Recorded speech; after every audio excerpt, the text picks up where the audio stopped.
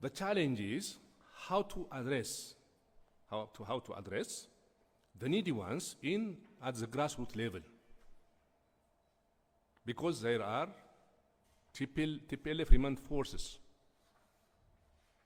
who ambushed in scattered area and open sporadic fire.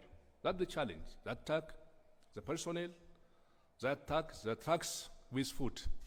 So that now the military, the defense force, are closely working with the regional government to create conducive environment to open up all areas, to facilitate and create conducive environment for the transportation of food and distribute to the needy ones across the region, so that we don't have any food shortage, so that it is not time,